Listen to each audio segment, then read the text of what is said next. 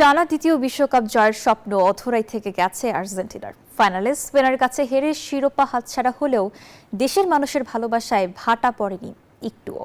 বৃষ্টি উপেক্ষা করে লাখো সমর্থক বুয়েনোস আইরেসের রাজপথে নেমে বীরদের জানিয়েছেন উষ্ণ অভ্যর্থনা।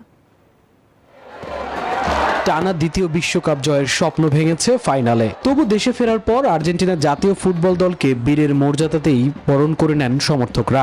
অপেক্ষার প্রহর শেষে বুয়েনোস আইরেসের রাস্তায় জাতীয় দলকে বহনকারী বাস দেখা দিতেই উচ্ছ্বাসে ফেটে পড়েন হাজারো ভক্ত।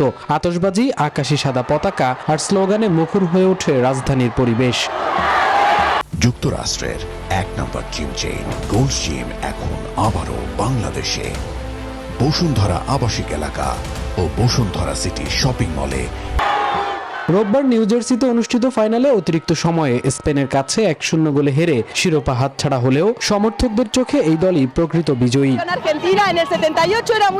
1978, 1986 এবং 2022 সব বিশ্বকাপ জয়ের সাক্ষী আমি। খেলোয়াড়রা সর্বস্ব দিয়ে লড়েছে, আমাদের কাছে তারাই সত্যিকারের চ্যাম্পিয়ন। বিমানবন্দর থেকে আর্জেন্টাইন ফুটবল অ্যাসোসিয়েশনের সদর দপ্তর পর্যন্ত পুরো সড়কের দুই পাশে সারিবদ্ধভাবে দাঁড়িয়ে প্রিয় দলকে শুভেচ্ছা জানান হাজারো সমর্থক। চারদিকে ধ্বনিত হতে থাকে ধন্যবাদ আর আর্জেন্টিনার স্লোগান।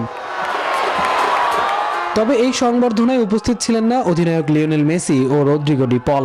জানা গেছে তারা সরাসরি যুক্তরাষ্ট্রের ফ্লোরিডায় চলে গেছেন। বৃষ্টি হলেও আমরা এসেছি, কারণ তারা হারেনি। মেসি শুধু একজন ফুটবলার নয়, সে আর্জেন্টিনার প্রতীক। মেসি কাঁদলে গোটা দেশ কাঁদে।